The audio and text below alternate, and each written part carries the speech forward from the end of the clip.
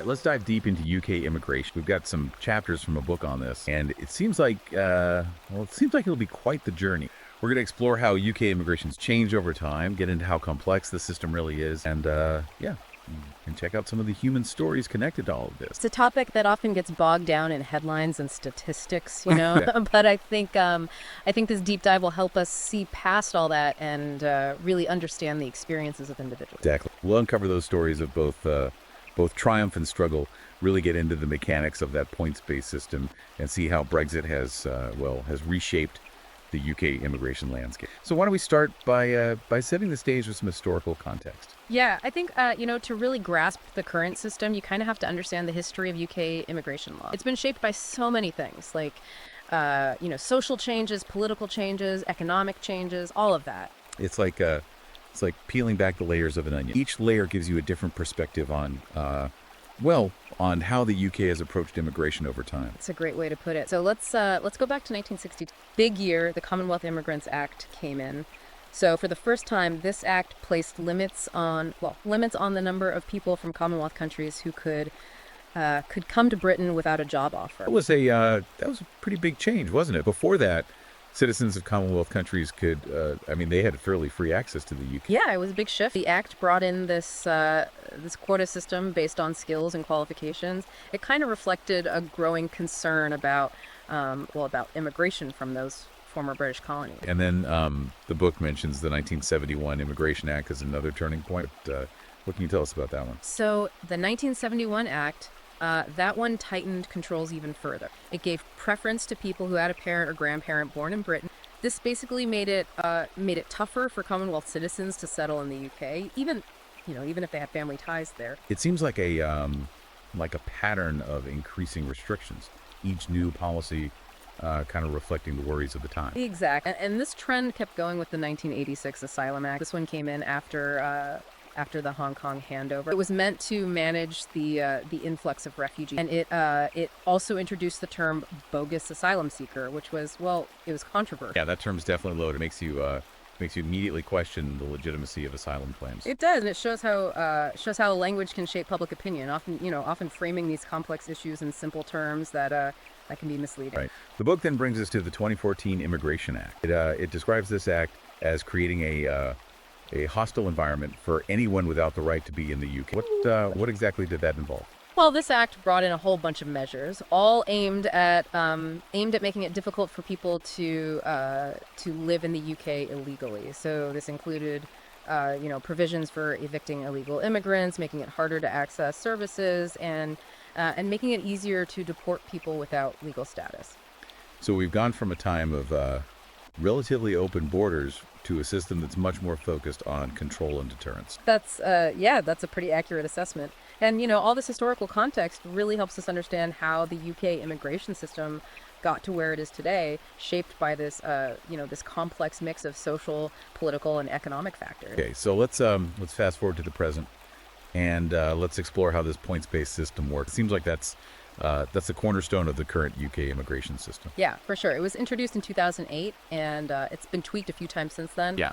Especially after Brexit. But basically, the points-based system is designed to attract skilled workers who can contribute to the UK economy. So it's like a game where you rack up points for different skills and qualifications. What are the main things that determine how many points you get? Well, there's several factors, like your age, your skills, your qualifications, how well you speak English, and whether you have a job offer in a field where there's a shortage of workers. Like a young software developer with a job offer in a high demand field would probably score pretty high.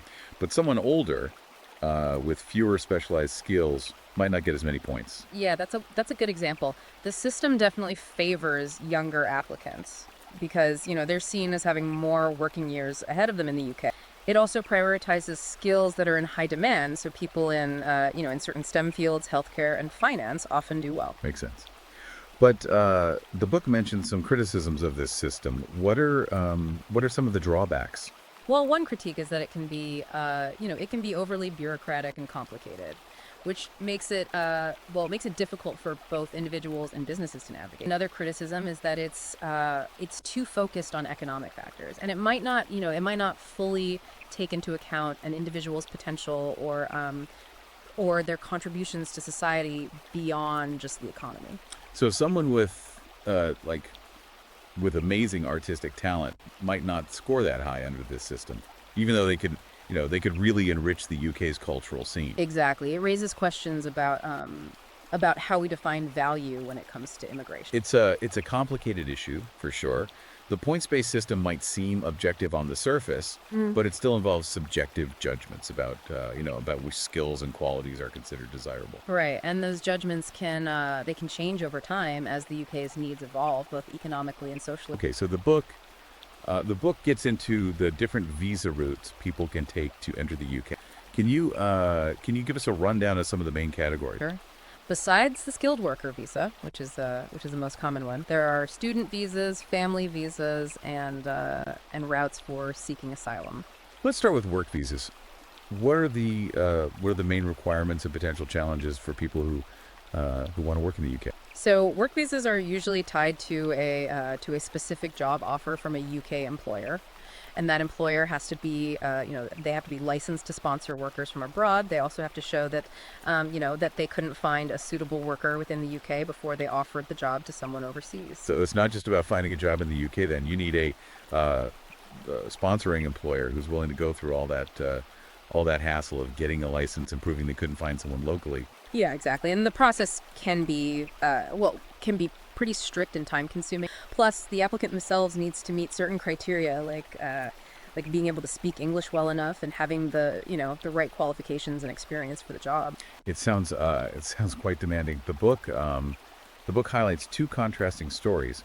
Ahmed, who managed to get a legal work visa through hard work and persistence, and Maria, who entered the UK illegally, taking a much riskier route. Yeah, those are good examples. Ahmed's story shows how someone can successfully navigate the legal immigration system, while Maria's story it really underscores the dangers and potential consequences of entering illegally. Her journey sounds pretty rough. Makeshift camps, dangerous crossings, always being afraid of getting caught. Yeah. It's a stark reminder of how desperate some people are. Desperate enough to take those kinds of risks. It is, and it highlights the fact that even though legal ways to immigrate exist, they're not always easy to access or straightforward for everyone. Right. Okay, let's move on to student visas.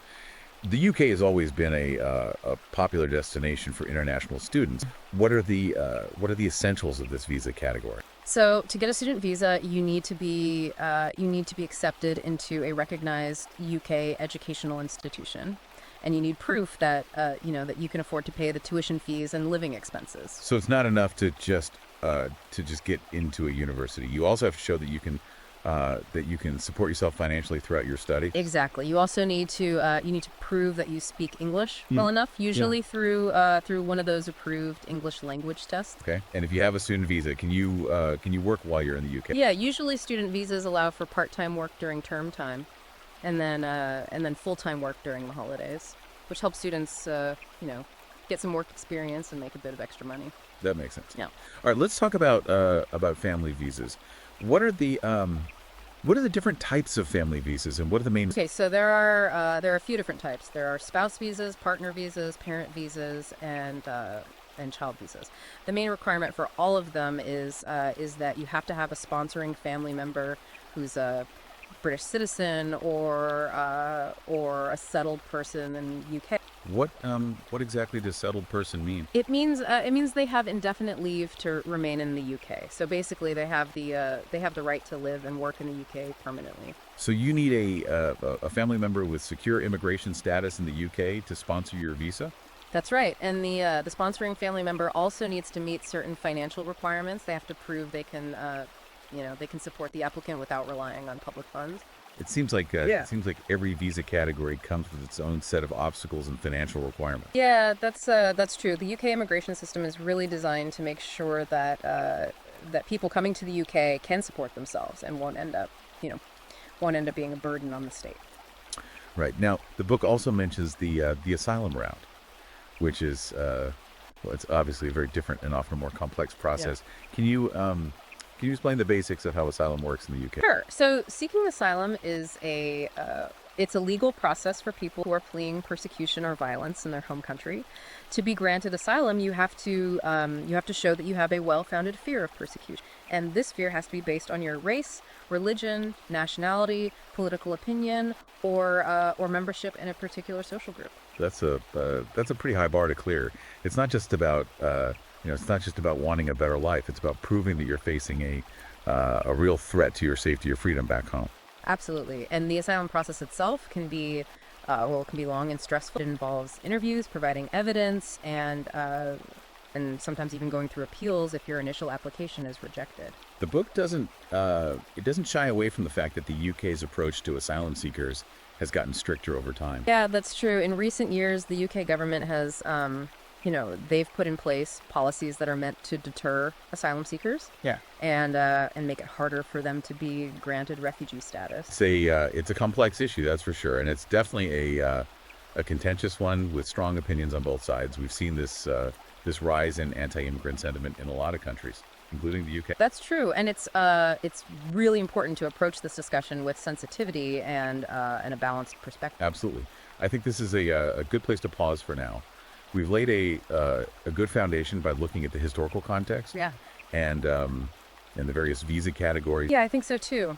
In the next part of our deep dive, we'll explore the impact of Brexit, the ins and outs of working in the UK, and some of the cultural challenges immigrants face.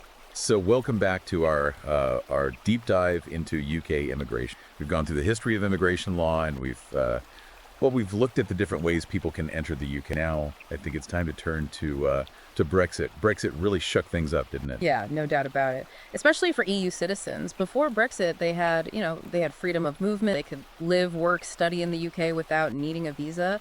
But Brexit changed all that. What happened to EU citizens after Brexit? Did they suddenly need visas to enter the UK? Yeah, pretty much. The rules changed a lot, and EU citizens now have to apply for a visa under that points-based system we talked about earlier. They have to meet certain requirements, like having a job offer and proving they can speak English well enough. All that to be able to live and work in the UK.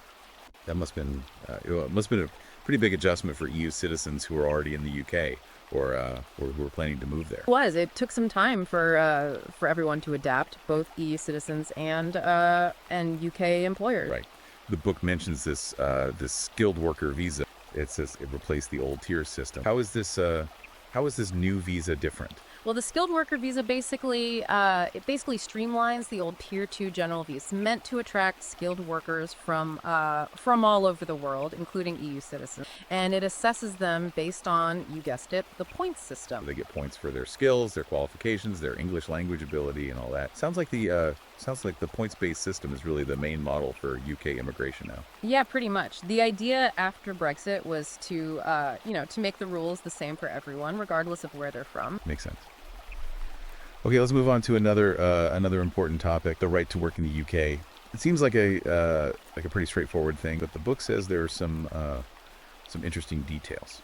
Yeah, it's not as simple as it might seem. The right to work in the UK isn't automatic for everyone. British and EU citizens, they have it automatically. But for non-EU citizens, it depends on their visa. So if you're a non-EU citizen, just having a job offer isn't enough. You need a visa that specifically says you're allowed to work. Exactly. Different visas have different rules about working. Some allow for full-time work, while others might only let you work part-time or only in certain fields. Interesting. The book also talks about this no recourse to public funds condition. Can you explain what that is? Sure. It's called NRPF for short, and it's basically a condition that's attached to some visa. It means that people with those visas can't access certain public benefits like housing benefits, income support, and tax credits. So even if you're working legally in the UK, you might not be eligible for certain kinds of financial assistance.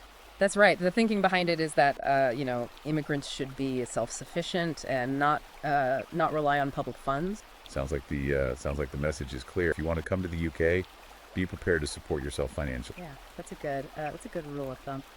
Now let's shift gears and talk about the practical side of things, like finding a job and getting used to UK culture. Okay, so let's say you've got the right visa and you're ready to tackle the UK job market. What are some essential tips for navigating that often competitive landscape? Well, first things first, make sure your English is up to scratch. You don't necessarily need to be, perfectly fluent for every job, but being able to communicate well in English is it's crucial for networking, understanding workplace culture, and just generally getting by. It's like learning the local language before you go exploring a new place. Exactly. And when you're applying for jobs, make sure your CV is formatted the UK way.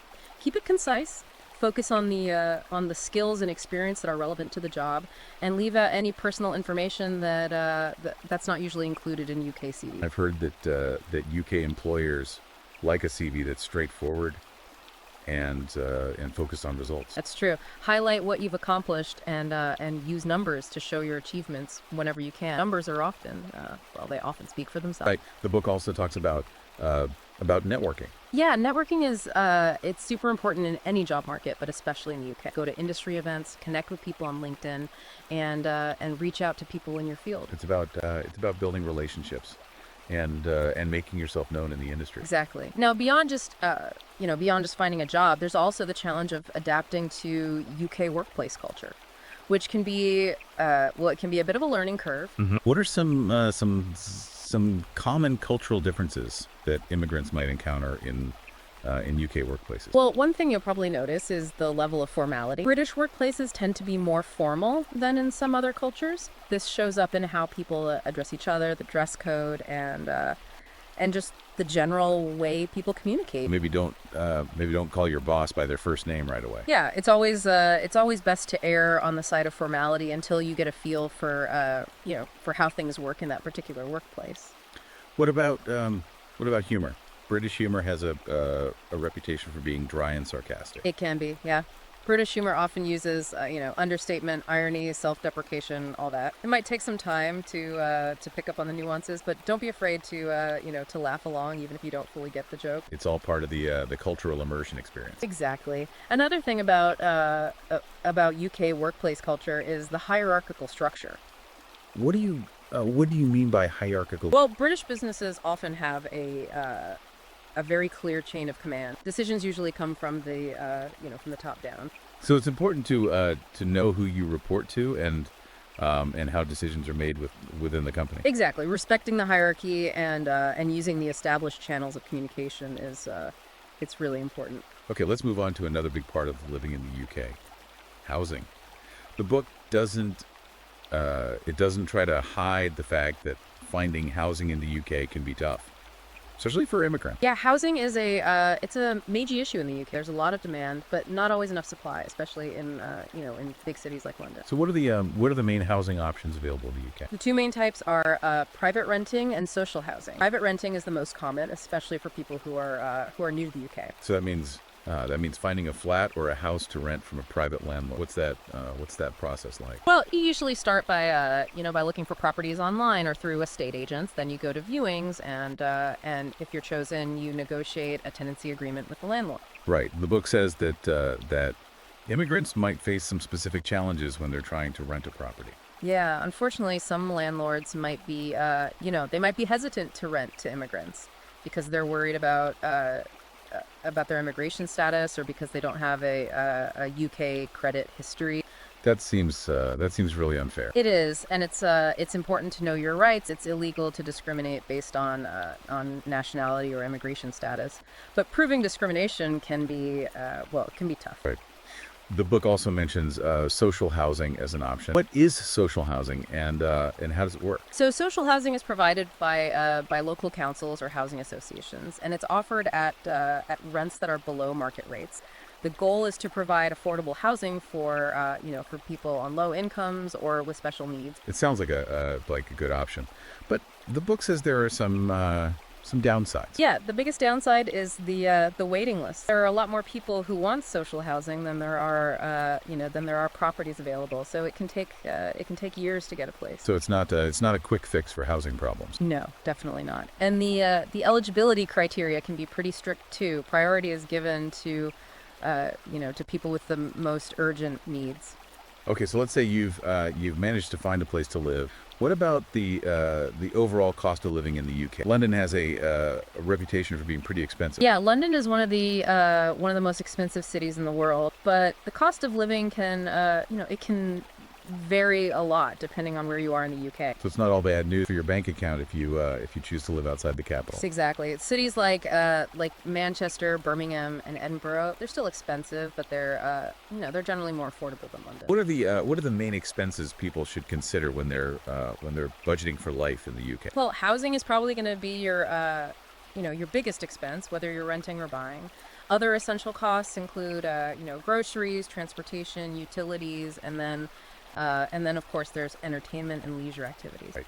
The book has some advice on budgeting and avoiding financial pitfalls that immigrants might run into. Yeah, one common mistake is not factoring in the cost of healthcare. The National Health Service, the NHS, provides free healthcare at the point of use, but there are still some charges that can add up, like prescription fees and dental costs. So it's important to understand what the NHS covers and what it doesn't, and to budget accordingly. Absolutely. Another pitfall is falling into debt traps. Credit is pretty easy to get in the UK, which can be tempting, but it's really important to manage your finances responsibly. Good advice. Sounds like financial planning is essential for anyone moving to the UK.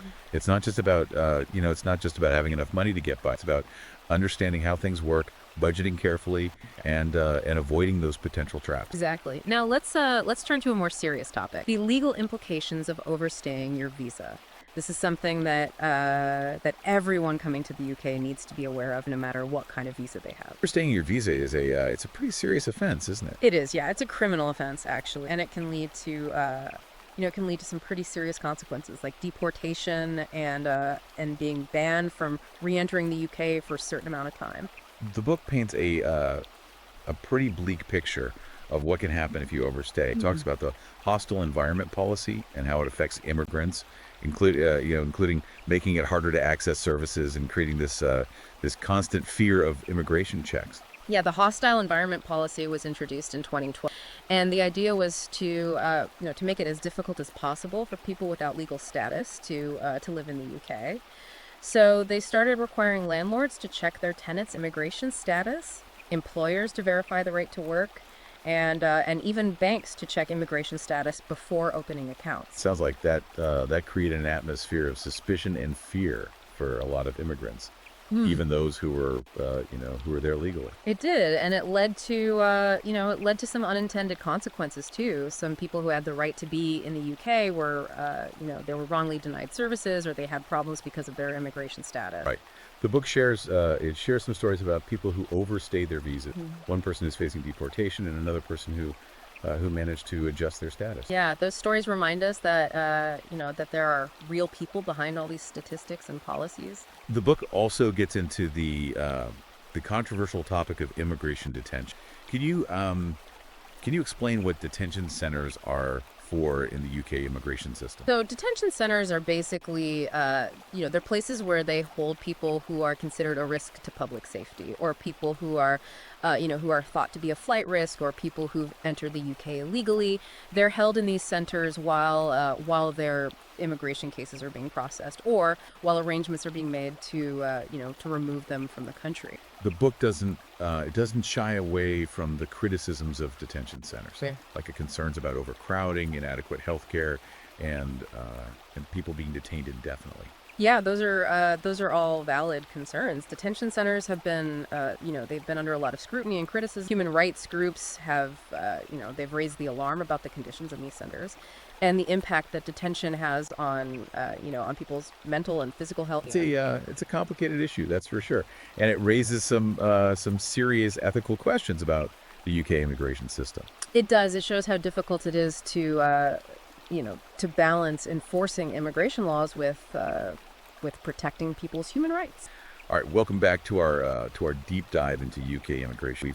We've covered a lot of ground: the history, the laws, the challenges of navigating the system. Now I think it's time to look at how immigration is portrayed in the media, and how that affects public perception. Yeah, the media definitely, they definitely have a big influence on how people view immigration. They can highlight the good things immigrants bring, but they can also, reinforce negative stereotypes and anxiety. Right.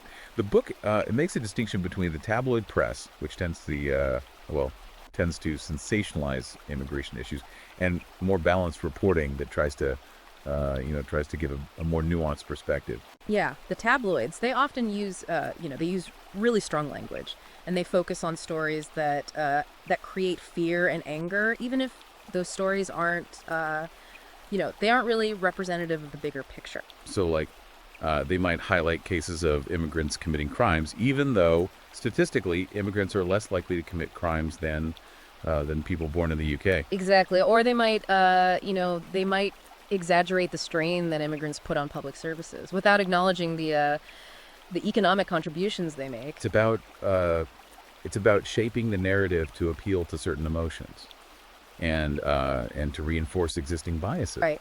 On the other hand, more balanced reporting tries to present a more complete and nuanced view of immigration. They explore the complexities and show different perspectives. So they might highlight the personal stories of immigrants, the challenges they face, and the contributions they make to society. Exactly. They might also look at the economic and social factors that drive immigration to give people a better understanding of the issue. Right. The book also talks about the role of social media in the immigration debate. Yeah, social media has become a really powerful platform for sharing information and opinions about immigration. It can be a good thing, giving immigrants a voice and promoting understanding. But it can also be a breeding ground for misinformation and hate speech. Absolutely, social media can create these echo chambers where people just hear their own biases repeated back to them, and that makes it hard to have productive conversations. It's like a digital Wild West, where unverified information spreads like wildfire, and that can have a real impact on how people see immigration. Definitely. Okay, so let's switch gears a bit and talk about how immigration has become such a central issue in political debates. Right.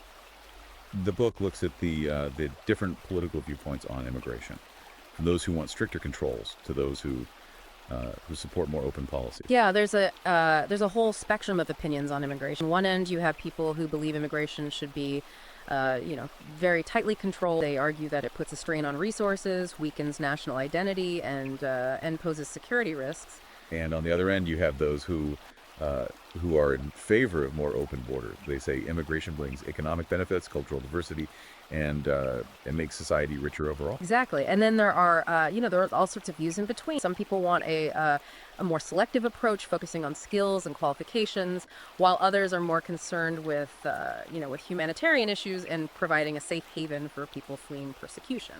It's a complicated issue with no easy answers. But it's clear that immigration has become very politicized, often used to rally voters and score political points. Yeah, definitely. It's important to be aware of the political rhetoric around immigration, to question assumptions, and to have informed and respectful discussions about it. Absolutely.